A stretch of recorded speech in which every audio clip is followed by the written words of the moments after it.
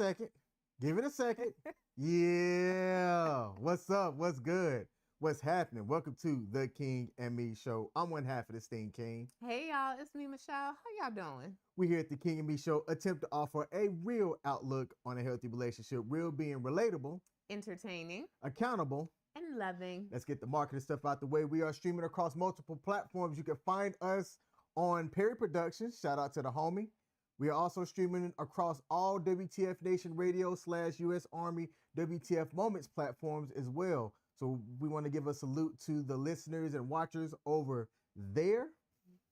Yeah. And we are in partnership with Creation Station. Shout out to Tori in Washington and what he's got going on. Appreciate the partnership and allowing us to host our platform on Creation TV.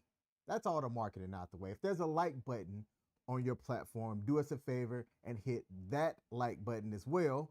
And be sure to tune in to our website at thekingandmeshow.com. Sign up for our newsletter as we do various giveaways on our channel and across our platforms. Is that all the marketing?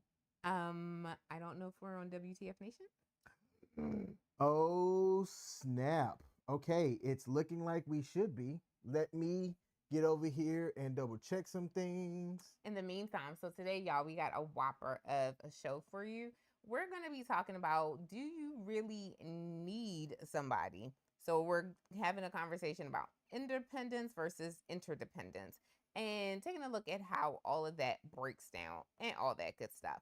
So it'll be really, really interesting. Definitely one of those episodes where we want you to stay close to your device so that you can comment and give us your feedback as well. So please make sure that you are ready, you are listening, and you are gonna be engaging tonight because we definitely need your engagement. Okay? All right, so let me keep talking. Alrighty. So you got this, babe. Today was for me the first day back to work after spring break, which is always very interesting to see. Going to work today, it was nice to be around my babies. We're in the home stretch, and kind of like anything with a home stretch, is about to be difficult. So we have count them, 6 5-day work weeks ahead of us. And then the week of, what is that? Memorial Day. That's a 3-day week for us. The week after that, for me at the high school level, is going to be a 4-day week because we have graduations that first week in June. Then after that, we have a 5-day week. And then after that, we have a 2-day school week for the kids.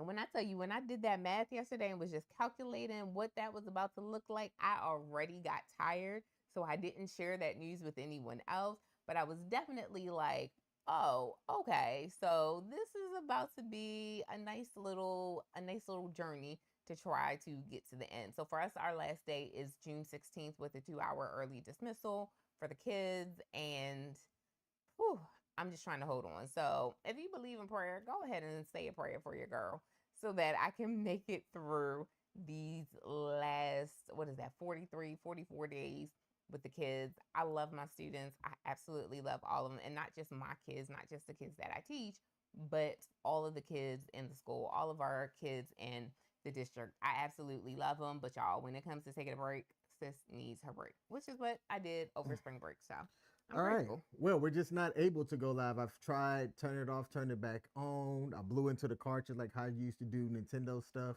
I used to do that all the time with Sega Genesis. It is what it is.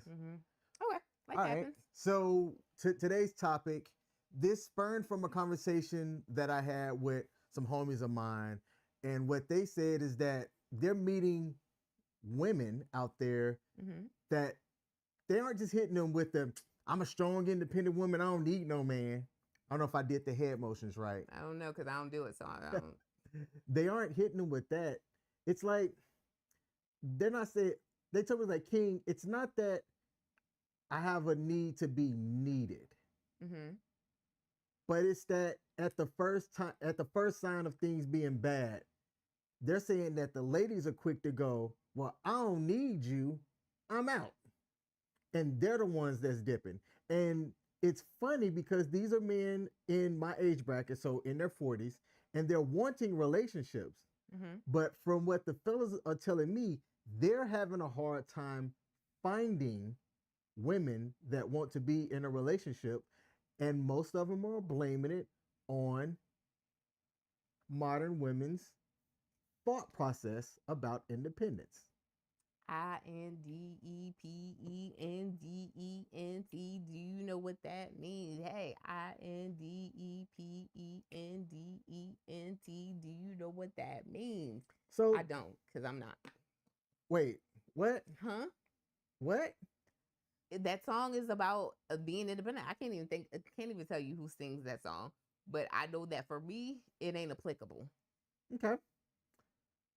That's going to be the basis of what we talk about today is being too independent, pushing love away. Specifically, is being too independent, pushing men away. Ooh. Because Okay. I don't think y'all have ever heard anybody say, oh, that man was way too independent. I don't want him. Even Neo did a song about Miss Miss Independent. Independent. That's why I think that's it. Yeah, no. Okay. All right, go ahead. Get this party started. We got a couple of people in the building. Shout out to Paul Bennett. Give him a salute. Him and Pete on Sparta HQ Network and the Black Man Unfiltered did a phenomenal. They held a phenomenal discussion about interracial relationships, and they brought what's one of the most famous interracial relationships that you can think about that was pivotal in the U.S. That was a softball throw. Come on, babe. Robin Thicke and his wife. Loving v Virginia. Oh, that one. Yeah, I thought you would have instantly went there. No. Oh man, I thought I was Pivotal didn't throw me. Pivotal? No, like here's the thing. While I am familiar with Loving v Virginia and I'm very familiar in how that happened, that's not something that I would expect a lot of modern day people to call out first. Oh. Because respectfully, we don't often know our history. So that's not something that I would assume that, like, I wouldn't think if I would go up to one of my students today and be like, so what was the court case that went to the Supreme Court that made it legal for interracial marriage to occur? I would not expect someone to say Loving v Virginia. Like, I wouldn't expect them to even remotely know that answer. I would expect them to say, oh, I don't know, as they go off in their interracial dating relationship. I wouldn't expect that. So yeah, no. Okay. Now they had a real good discussion. My bad. Interracial marriage, and Paul was actually specific on highlighting the marriage part because of the commitment that's required, and how two people come together for a marriage versus a relationship. So go over to their platform, Sparta HQ Network and or Black Men Unfiltered, and check that out. I thought that, like, I stayed up late to hear them talk, even after Paul, even after I told you that I got off, I stayed on and listened to the rest. So great episode, great show. Today we're gonna talk about the difference between independence and an emotional wall. I think some people will put both of those around the same space, or think that, oh, if you're too independent, you've got this like emotional barrier put up. I think that sometimes there's a reason for that. So we are going to talk about that as well. And I'm also curious, by people saying that they're too independent, or they don't need no man, or they don't need a relationship, are they protecting their peace, or are they avoiding something? I think they're in denial. In denial? In denial. All right. It's not just a river in Egypt. And then we're going to try to end this live stream with, can two independent people come together and build something that's long lasting? Is my watch bothering you? Okay. It is bothering me too. So let me do this here real quick. And boom. All right. So now that we've got that figured out, question for y'all as we start this out. Is being independent a sign of strength? And does having interdependence make you weak? So what's your thought about that? It's essentially two questions. Does having independence make you strong? Was that Mm-hmm. your initial question? Yep. I think that there was a time where we did value independence, where we did say that you needed to be able to think independently, work independently, and all that other stuff. And I think as much as COVID kind of sent us into that remote society where we, worked independently and all that stuff, I think it also pushed us back into the time where independence is a luxury that some people cannot afford. Um, so I think we're back at it not necessarily being a strength. I would say independence is not a strength. But I also think it's gender based. So I think if you asked women if a man being independent is a strength, and women would hands down say yes, that is a strength. Okay. Whereas I think if you ask some women and even some men if independence for a woman, if that's a strength, I think they may say no. Why? Because going back to old societal views of how relationships were supposed to be, women were supposed to be dependent on men. But then we did have women's liberation, we did have feminism, which created a pathway for women to be able to have their own and for them to be able to do their own. So that's where we saw a lot of independence coming in. Hmm. We got a question here. Let me see if I can successfully bring this up properly. Do you value being strong or being productive? Independence may make you strong, but will it make you more productive?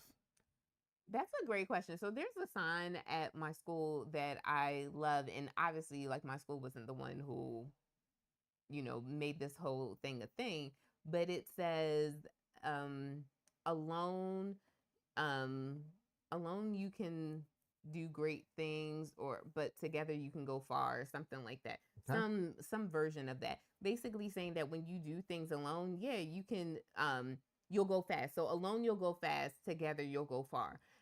Yes, you can work a lot better and be, do some things when you are alone, but there's strength, a different level of strong that comes when a different level of strength that comes when you work with other people. You are more productive. I think that that is a great point. However, Uh-oh. no, I think that you'll agree with this. At the end of the day, it still has to make sense for what y'all want. Yeah. And what I mean by that is quite simply you and me. If you were an anchor to me and I felt like you were an anchor, this thing would not have progressed You at say all. that in like every episode. Because it's important. I think too often people make excuses for somebody that they're with. Like, for example, somebody talked about they had a question today about sexual incompatibility, and this was a guy who had a his libido was significantly lower than his wife's, and it was causing issues. And no, not wife. I'm sorry, fiance, because this is vital to that. And as he had asked the question, and I'm sitting here listening to him, I'm like, I just don't think y'all are sexually compatible. Mm-hmm. I'm like, and if that's the case, you are not married to this woman. Y'all can end this. I'm like, because I'm telling you, if this continues, it will end in her cheating on you, a division of assets. Y'all don't have any kids together. Just dip out now. I told him straight up, don't do it. I'm like, this is me telling you, don't do it. Y'all aren't compatible. Hmm. Too often, I think that people will be in a relationship with somebody and they're going along because like it's what they know or they're afraid to make the hard choice. Mm-hmm. So when I talk about this, I'm saying I'm not afraid to make the hard choice. Sometimes the hard choice is the right choice. Okay. All right. So Paul asked the question. He said, "Do I consider myself a feminist? And if so, in what way?" I have spoken about feminism on here before, and people ever so greatly come in the comments to correct me on that, which I love so much. Sarcasm. I love so much that people come in here to correct me. And my thing is, if you're not going to correct me with Merriam and Webster, then don't correct me. But I decided to go ahead and Google the term feminist or feminism. So a feminist is a person who supports or advocates for political, economic, and social equality of the sexes. Feminism centers on dismantling patriarchal systems and achieving equal rights. Again, equal, not equity, but equal rights, including reproductive freedom, education, and economic parity. So, key and often overlapping types of types include liberal, radical, Marxist, and intersectional feminism. Key principles and goals, and I'm getting to a point. Key principles and goals of feminism is that there's equality for opportunity, meaning that all individuals, regardless of their gender, have the same rights. Key principle number 2, intersectionality, recognizing that gender inequality intersects with race, class, and sexuality. Third would be bodily autonomy, supporting reproductive rights and freedom from violence. 4 would be disrupting patriarchy, so challenging systems that marginalize women. And 5 would be equality, not superiority. Feminism is not about hating men or making women superior. So, based on those definitions, I would say, yes, I am a feminist. I am someone who believes that there are some women who are able to do the jobs of men when it comes to like actual labor, and actual intelligence, actual labor, actual intelligence. I believe that women should have equal access to opportunities and that it shouldn't matter whether, regardless of your gender, regardless of what you were born with, regardless of how you identify, it should not matter. You should have access to the same jobs, regardless of all of that. I do also believe that there is a level of intersectionality that Black women tend to rank at the bottom of things when it comes to societal beliefs, that it would be white men, Black men, white women, Black women. I do believe that intersectionality plays a role in that because the second you start adding a woman of color, we typically do get pushed further down the line. I do believe in bodily autonomy. I do not believe that any man has the right to tell me what I can and can't do with my body, what can happen, what should happen as a result of an emergency. I don't believe that there's not a man on the face of this earth who has the right to tell me what I can do with my body. I do believe in disrupting the patriarchy. I do believe that we should challenge systems that say that we should marginalize women and that you should continue to suppress a woman and what she's able to do. I mean, look at it this way. Women didn't even get the right to have their own bank account, credit cards, or open a line of credit without a man until 50 years ago. Like, it is 2026 and it was only 50 years ago that women were able to do that on their own. And then, yes, I do believe in equality, not superiority. There are some women who 100% do want to be treated equally to a man. And I believe that if that's what you want, you should be able to do it. So by those 5 key principles and goals, then yes, I am a feminist. I will add and say this. What up, boo? I will never tell you what to do with your body. Mm-hmm. Get a septum ring, however. He's so adamant on that. And the relationship's immediately done. Like, that is walk through the threshold of our door with a septum ring, I'll leave. The funny thing is, like, low-key, I just want to try it. Not a real piercing, because God knows I never want another piercing. But low-key, I just want to put like a fake one in to record your reaction and see how you like freak out about it. If I believe that it was but see, that's the thing. I wouldn't do that, because literally I would look at you. I go, huh. I pack myself and walk out. The funny and thing block is, you. I don't think you would notice immediately, because you don't be noticing things that I do. I would notice that immediately. A septum ring, it's really one of the first things that does catch my eye on a lady besides a chest tattoo. It's like those 2 things I will see in a heartbeat. Yeah, well, your daddy told me to do something to make you mad and see how you act. Then I'm telling you.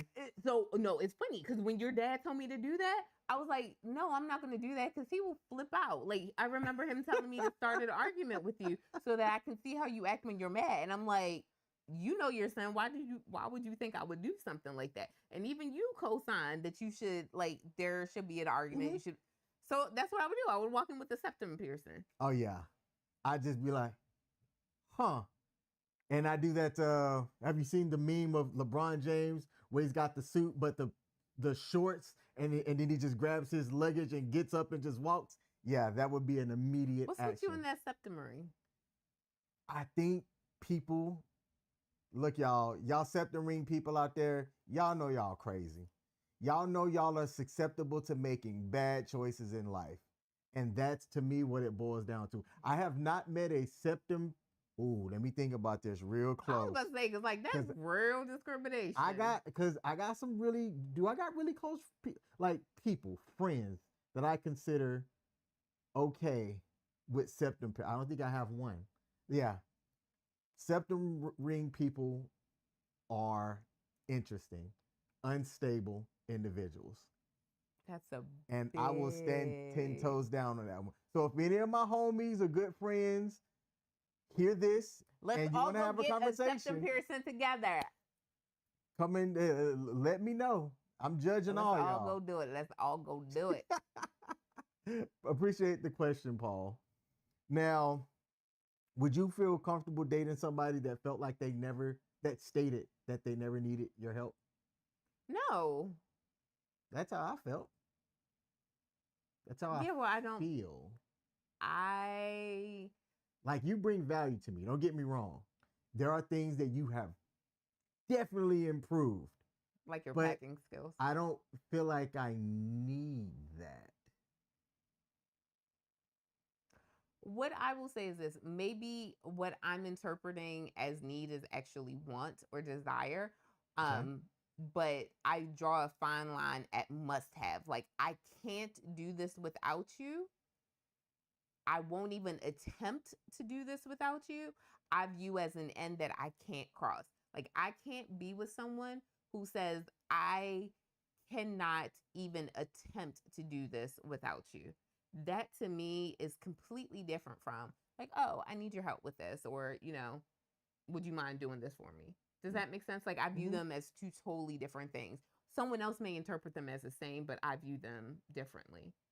And I say that because I know people who will ask for help for something before they even try to do it themselves. And that frustrates me to no end. Okay.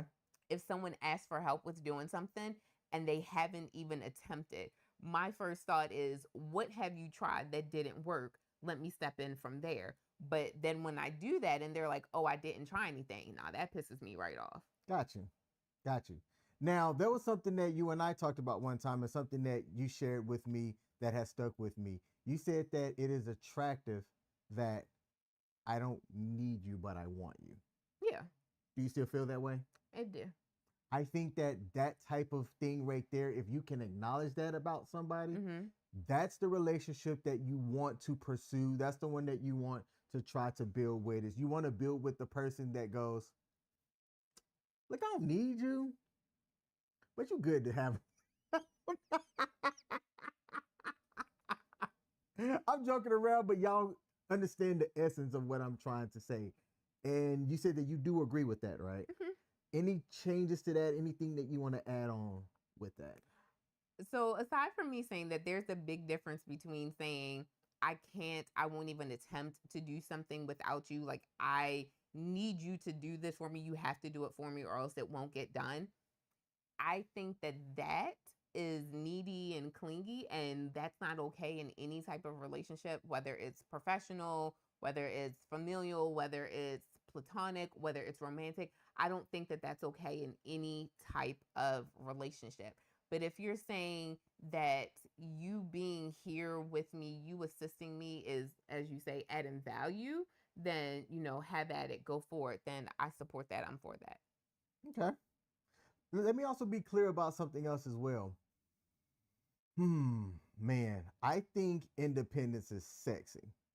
See, that's what I said. Men are going to say that they, some men are going to say that they like independence in women. And I know I have one, maybe two homies that, ooh, How? ooh, So I'm gonna add something while you're oohing. okay. I think you think independence is sexy until it gets to the point where she absolutely doesn't need you for anything.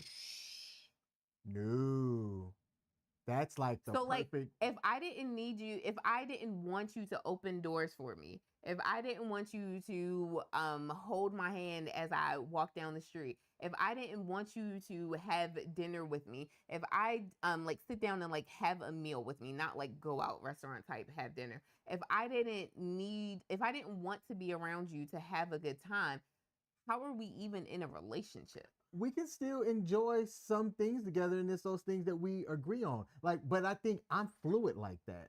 But I think that's where you draw the line though, because independent means you don't need anyone to do anything. And you do have to make that choice of want. But some people who value independence that much and choose independence, they choose it like all the way. Like they don't want anyone around them when they're doing sad things. So when you're like, I think independence is sexy, I think that if you had that full level of independence that you're thinking about, it wouldn't be a relationship. It would be a friendship. I could still be in a relationship with somebody that work that way. But I think I'm a small subset of guys that could work within that kind of fluidness. Because again, remember, I'm also the same person that when you and I didn't live together, we could go a month without seeing each other, and I'm fine with that. Understanding that like circumstances matter. You know what I'm saying? Like if you're working and I'm working, like in our situation, we don't live that far from each other. But like, I don't. You know what I'm saying? Like I don't So need you to could spend go a time month with you. without talking to me, without seeing me, and you would still believe that we're in a relationship? Yeah, unless something What changed kind that of circumstance. what kind of lunacy is that? A month without talking, without speaking to each other in any way, shape, or form, and we live 7 minutes apart from each other. And you would still consider us to be in a relationship if we went a whole month without talking or seeing and communicating in any way, shape, or form. Like no social media, no text messages, no phone calls. You would be okay. Yeah. Hit me when like something matters. That's the military coming out. Hit me when That's something matters. that's the military coming out because that's wild. Is there anybody else out there That's like not that? a relationship. That is a friendship. But it can be a relationship. That is not a romantic relationship. The Eros kind of relationship. Yes. It is not. Now again, that's different if you are deployed and you physically cannot communicate with the other person for thank you. Somebody said that's 2000s deployment. Thank you. That is exactly what it is. That is someone is deployed and they physically cannot get in contact with the other person. That is a deployment mentality. These military people nowadays, goodness gracious. Am Airmen. I tripping? Am I tripping? Yes. That is military. That is 2000s deployment. Paul is definitely going to say I'm tripping. Probably.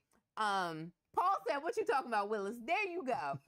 But he did say something before. He said, ... That sounds a bit whack to me. I don't need you, but I want you. So, Paul, what would you say to that? How would you spin that if you're saying that that is whack? Which I'm not going to disagree with you, but I'm curious, like, what you would say to that. What did Holly say? Holly said 9 to 5 months. What? 15. 9 to 15 months. Yeah, what? Those early 2000 deployments, like if you didn't have access to email, yeah, you were going that long. Unless you sent like a handwritten letter and it went out there, you were going that long. So I think we are up on WTF Nation Radio now. No, I see Holly on The King and Me, but I think Susan is on WTF Nation. So let me bring up those chats because we were having some technical difficulties earlier. Yeah. But maybe we're working now. I don't know. No. Oh, we are. We are on U.S. Army WTF. Yeah. Thank you to our associate producer for getting us fixed over there. Sorry that we probably missed a lot of chats over there. So let me So we scroll back. apologize sincerely, but thank you all for joining in. I was so happy when I saw Holly. I was like, wait a minute. Holly only comes from WTF Nation. That's so awesome. Thank you for joining, Holly. Thank you for joining, Susan. All right. So I don't know if this person is still on. There are various shows on U.S. Army WTF Moments. This one is the King and Me show. Mhm. We talk about modern dating and relationships and things like that. If you are looking for any of the military stuff, you can hit up ICE on the Monday edition. You got the Thursday edition. No, I want to see all the comments. Oh, okay. You've got Pop Culture Warrior on Tuesdays. There are plenty of other shows. No, there's some up there that I'm trying to see. Oh. So when are we getting the new studio? That is coming soon. Coming soon. Someone talked about feminism. Susan said, I'm a meist, not a feminist. I love me. Hey, Susan, love you. Yes. That sounds like me too. You got to start by loving you. Wait, Susan said more. Sorry.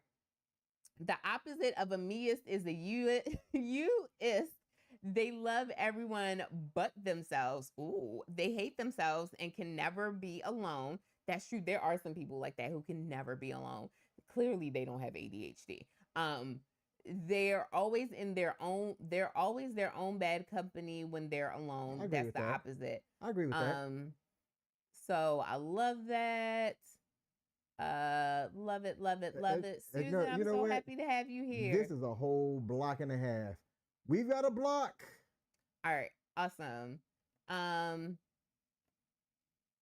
Men only like independent women to come into their life only to destroy her sense of independence and make her miserable. Wait, Susan. What? I love Susan. Right there. What? I love Susan. Hey, Susan. What? Susan is going to stir the pot. You and Susan are a lot alike. I am a pot. And I say that with a lot of respect, Susan. You and King are a lot alike. And I love it. I'm here for it. All right. All right. We got so distracted. We have to go back to all the comments. Thank you to whoever fixed the back end because we were having issues on WTF Nation Radio. All right. So let me see where we're at on our notes here. Okay. So for me, I can't be with somebody like barring, like, oh man, see, so there's a difference, right? So for example, you can be somebody that is like Tanner Smith on what's the show? Love on the Spectrum. Love on the that Spectrum. show. I love Tanner. So if you are somebody that is atypical, that's not like he's neurotypical. Right? No, he's neurodivergent. So somebody not him is neurotypical. Correct. Okay. So if you're neurotypical and you're in a relationship with him and you need to drive, he's not a driver. He can't drive. His makeup and how he is does not allow him to be able to successfully attain a driver's license and drive. Correct. Right? So he would be dependent on you if you were to not use something like Uber to get around. Right? Basically, he's dependent on other people for transportation, not necessarily his partner. Life, yes. But correct. He's dependent on other people for transportational needs. And I think that there is a big difference in how you are dependent on other things to be able to live life versus like needing somebody just to get through life. I think that I would resent someone that got with me just for that. Okay. I can understand that. Okay. So Paul responded to his comment and my question and said, I wouldn't say all that. I need and want my wife, and I have no shame in admitting that. And that's why I just love Paul. That is why I love Paul. I'm telling you, y'all will come out tonight. I love it. Paul, here we go. I know y'all are in season 30. So what do you do when she's not around? He don't work out for you. What you mean? They are always together. I'm kidding. When Paul be in the gym, I know she work out, but she don't do his level of workout. Can she spot Paul on the bench for 500 pounds when he benching 500 pounds? I don't know. She might. There are some people that can, but I'm just saying, when she's not around, do you stop living life? Do you just go? You can't see y'all, but he's just rolling over on the floor. That's what he does when I'm not around. Did you just what? You know what? I'm sorry, I didn't mean to divulge your secret out here where all the people listening. But we know that's what you do when I'm not around. Do you want to know why I'm proud of you? Why? This spring break was a lot different than other spring breaks. Think about this. Think about why I'm proud of you, though. We spent the weekend in a cabin together. Mm-hmm. How much time did we spend together after that? We went to the movies and did a double feature one day. Mm-hmm. And then another day, you came over so that we could finalize our cohabitation contract. Uh-huh. And then I saw you as you were coaching at the flag game yesterday. Uh-huh. And that was it. Think about the last couple of spring breaks. It was, King, I don't have nothing to do. Come spend time with me. In my defense, we know that there is a difference between this year and last year. And that difference is known as Stratera. That's what I should do my video on. I'm going to do my video on that. So I got to record my video after this too. So I was actually curious how you were going to, that was one of the things I was like, I know we're moving in together. Were you sitting at home like I'm waiting for her to text me and tell me to come over? Yeah. Oh my gosh, are you serious? And you didn't. And you ain't get that call. And I'm proud of that. I think that's growth. I think I deserve a kiss. Okay. Thank you. I think that's growth. Because I was like, ooh, I was waiting on it, but then I was like, oh, okay. Haters gonna hate. That's all I'm saying. I think Susan or Holly said something. Let me see. Let me come back over here to the WTF Nation radio side. Yes, This is U.S. Army WTF Moments. It's one of the shows on U.S. Army WTF Moments where we talk about dating and relationships. I'm King, a U.S. Air Force veteran. This is Michelle, a lover of a U.S. Air Force veteran. So, to the person who said that, thank you so much for popping in. Just a quick recap if you're not familiar. WTF Nation Radio has many shows that stream across the course of a week. So on Sunday, we have The Reset with Dr. J. On Monday, you have Us First talking about couple related things. And then after us is Ice with the Monday edition. On Tuesday, you got CQ coming in with Pop Culture Warrior. And y'all know he always got a guest or a prize or something to keep y'all engaged. He is all about that engagement.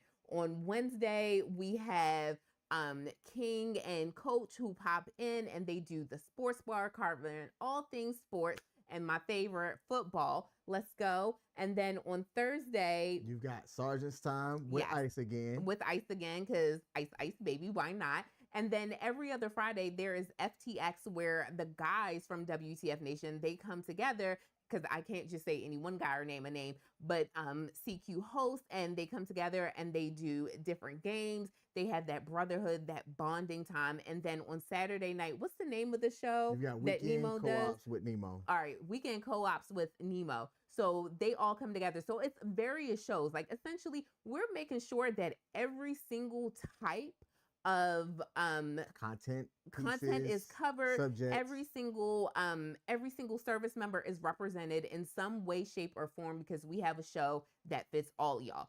7 days a week, we are making sure that we're coming out to you and you can feel represented because not every soldier is the same. You all are different. So we make sure we bring you content that is different, that is going to fit someone. If this ain't your show, come back at 8 o'clock. Oh, no, stop. No, I was going to say come back at 8 o'clock because I know Ice got you. And if you're a sports fan, make sure you tune in on Wednesdays. If you love anything pop culture, make sure you tune in on Tuesdays. If you love, if you need that mental health reset to get your week started, pop in Sundays at noon with Dr. J. There is something for everyone. So get in where you fit in. Thank you so much for popping in. Paul, to my point earlier, said, I've traveled for work. So yes, there are times that we're apart, but it sucks. Yes, thank you, Paul. My thing is this. Babe, I love you. Do I ever cross your mind? Anytime. I love you. Do you ever wake up reaching out for me? I don't want to hear what you about to say. But whether you are near me or not, I'm still having a good day. Do I ever crush your mind? Do I crush your mind anytime? Do you ever wake up just reaching out for me like, Michelle? Come to me, Michelle. No? Do my dreams count?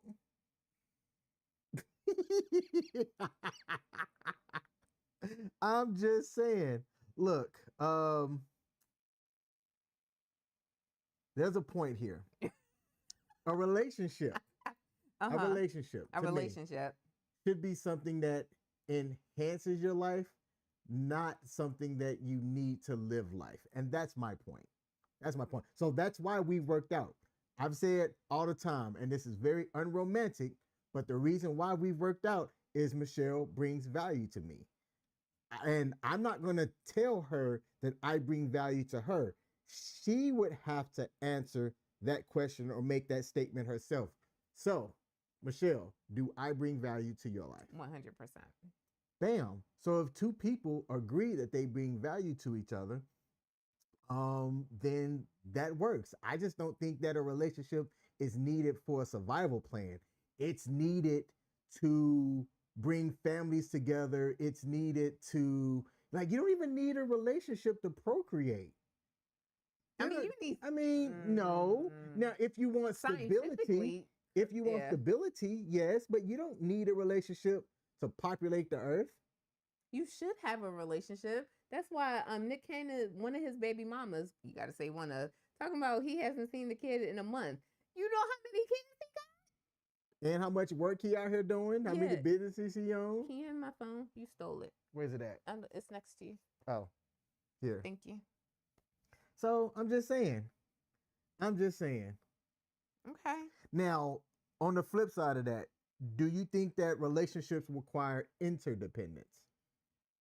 I think that there is, especially for a relationship to move in harmony, there needs to be a level of interdependence. I look at us and I think about, what we put in our cohabitation contract and how we outlined how we want things to flow. That's interdependence. We are relying on one another to be able to create a successful rhythm and path. And I think that's what makes successful relationships. So even as you're thinking about people who may be deployed, there has to be a level of interdependence. Like, spouse who is currently deployed is out doing what they need to do. Spouse who is at home, is working to make the home work. That's a level of interdependence. The finances are coming from the person who's deployed, but the home-based stability is coming from the person who's home. That's interdependence, and it's allowing the relationship to flow and to work. So yes, I believe that if you want a successful relationship, then there needs to be a level of interdependence. If you don't care about the success of your relationship or not, then sure, don't have that interdependence. You don't need it. Keep talking. I also think that people hear dependence, independence, interdependence, and they automatically associate it with a negative connotation instead of looking at it as a strength and something that could build the relationship and help it grow. I believe that, again, as we're thinking about relationships, think about especially for our military friends, you had to be able to trust someone else to know that, hey, if we go out, if we're deployed, we're all coming back home because we all have a job to do. We all have a specific role that we need to function. And that's the same mentality that you need to bring to any marriage or any relationship that you are in. We each have a role that we need to play. And if we don't do that, then we're not going to succeed. And here we go. That's Colton, right? Yeah. Okay. Also set boundaries. Don't be afraid. 100%. 1,000% on that. You have to. Please and thank you. If you don't set boundaries in a relationship, you are going to get walked all over. And it doesn't matter the gender of the person. If you don't set a boundary, that relationship will be taken advantage of. And it's not even so much coming from a malicious point that someone is going to take advantage of it. But if I don't know the parameters in which I can operate, I'm just going to bounce all over the place and do whatever I want. And inevitably, I am going to cross a boundary because it was never set for me. So, for example, when you and I met, one of the things you flat out said is that disrespect is a deal breaker for you, right? Won't be tolerated. And then I told you the now four things that I will not tolerate in a relationship. So remember, it was lying, cheating, drugs, and domestic abuse. Oh yeah, I think that was putting hands. Yeah, putting hands. So yeah, so those were my four things. So look at that, y'all. He got one thing, I got four. But those were which is typical. Those are boundaries that were set. But if neither one of us had set those boundaries, we would have inevitably broken or crossed that boundary and not known that we had crossed that other person's boundary because they never would have been set. Agreed. So, yes, don't be a freeway, set boundaries. Colton, 1000%. Thank you so much. There's this quote that somebody said that goes, love requires access for a relationship to work, Ooh. not just presence. Okay. When you hear that, what do you think? Love requires access, not just presence. So me being present, me showing up for things is not enough. Like, I do have to give you access to my heart. I have to give you access to who I am. You need to be able to penetrate the deepest parts of me. No pun intended. You need to be Giggity. You need to be able to penetrate the deepest parts of me, the deepest depths in order for me, in order for our relationship to have success. Like, if you can't get in, if you can't get behind the walls, and that's not a crossing the boundary thing, but if you can't get in deeper to get to know who I am, then how will we survive? How will we thrive in a relationship?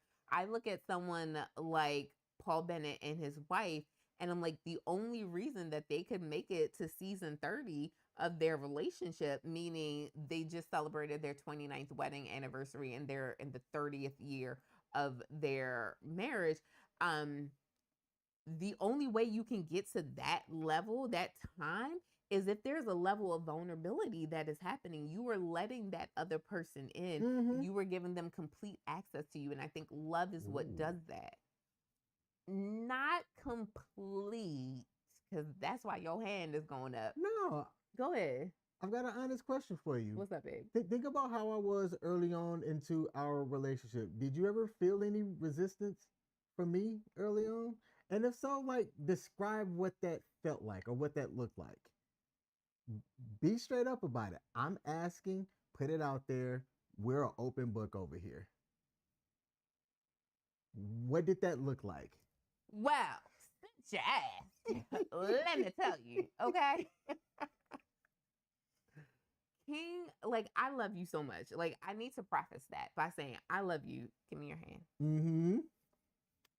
I love you so much, baby. Mm-hmm. But when we got together, there were 3 levels of resistance that I felt from you. 3 levels? 3 levels. Okay. I have only talked to one other person who was former military. And that person was in the Army. That was the 51-year-old, the one who was 21 years older than me. So only one other person. And the commonality that I will say between the two of y'all is that there is a level of rigidity yes, that exists from people who are retired from service or former service. And that's not a bad thing. You all are coming from a level of structure and rigidity. So you have some of that. So that was one wall that I had with you. There was that level of rigidity that came with you. Pause. Have y'all seen that in military people before? If so, put it in the comment section. So the military-based rigidity, we'll say that, or former military life rigidity. The second thing that I felt from you is that after your divorce, I didn't know you before your divorce, but I can tell based on who you are post your divorce that there are a lot of walls that you don't believe in crossing. Like, you put up a lot of walls and a lot of barriers because you're like, a woman is never, ever, ever going to hurt me, blindside me the way that my ex did. And you just didn't let some things go. Like, some of your stubbornness, I think, was a result of your marriage and its ultimate divorce and failure versus this is just who you are as a person. So there was that level of stubbornness that strictly came from you completely saying the vulnerability that I had, the exposure that I had as a result of that marriage, I'm never going to have it again. Hmm. And because of that, there was that level. Okay. And then the third level, so because you went through that divorce, because of everything that happened, you started listening to a podcaster whose name I'm not going to mention in this. Well, I'll say it. You started listening to Coach Greg Adams. Okay. Coach Greg Adams Shout out to the Coach gang. has their beliefs on how men should behave. So you came in with that also rigidity. So I was getting rigidity in 3 different places. And I just really like the word rigidity, if you can't tell. So you came in with that rigidity from 3 different places. And it was very much evident from the first moment I met you. Did you also come in with a level of grace? Yes. You came in with a lot of grace for me. And I will love you forever for that grace that you have extended me, like from the beginning, even until now. But there were definitely sticky areas that it was very evident that like you had a wall up. There was no penetrating it. There was no walking around the wall 7 times, calling out Jesus's name and then just waiting for the wall to crumble on the 7th time. There was none of that. Like you were just hell bent on, nope, this is how I feel. This is how it's going to be. You know what's funny to me? What's up, babe? I still think I'm that way. But you, like, just speaking of boundaries, like, you know what my deal breakers are. And, like, because I communicated it up front. But I still think I'm that way. I feel like someone on W.T.F Nation has something to say. Let's see. Let me see if I can go back and pull it up here. Colton said, I'm sleeping on the couch. Never. There will never be a moment. That's speaking of rigidity, that's one of the things I said I will never do in my life ever again is sleep on the couch. After my divorce, I spent, because me and my ex didn't sleep in the same bed, and it took us a while before we were able to leave the house. I think I spent about 3 months on the couch, 4 months on the couch. Never again. Holly said combat veterans are a whole ball game in itself. They got indestructible Trump walls. Look, let me tell you, this combat veteran right here, this one, whew. But like for you, I always wondered if it were only one of those 3 things, would you still have those indestructible walls? If it were only one, like if it were only military and you had never been married, would you still be that rigid? If it were only the divorce and never the military, would you still be that rigid? And if the marriage or the military had never happened and you had only just found Coach Rick Adams' podcast, like would you still be the same way? Or is it that you are the way you are because of the intersectionality of all 3 of those things? I mean, I think it's all 3. Like I've been very vocal in crediting CGA, that's Coach Greg Adams, for my life really turning around in a very positive way. And I think that it wasn't just about like relationship stuff, but it was how I looked at my motivation, finances, and things like that. Like part of what attracted you to me is the way that I can be motivated and go after things, and just the way that my mind thinks through stuff, and how I'm motivated. Some of that stuff was there at the surface, but getting my ass kicked from a failed marriage and then needing to really turn things around, and then because I've said this about CGA's platform, would I have gotten to where I'm at now in my thought process? Eventually. Yeah, it may have just accelerated it. But hearing because he started out from what was called the Bounce Back podcast. And I was trying to figure out, how do I bounce back in life after a divorce? It accelerated it. It springboarded to me faster. So like that rigidity that you saw from that was like, yeah, I mean, I'll admit, these are the things that I'm going to do or operate from to protect myself. Point blank, period. Like there is no way of saying that different or, try and change that. But that's interesting. Thank you for identifying those 3 things. Because I'm pretty sure people out there, they might see that in somebody that, they're talking with, but the difference between, I guess, other people, like with me, what you see is what you get.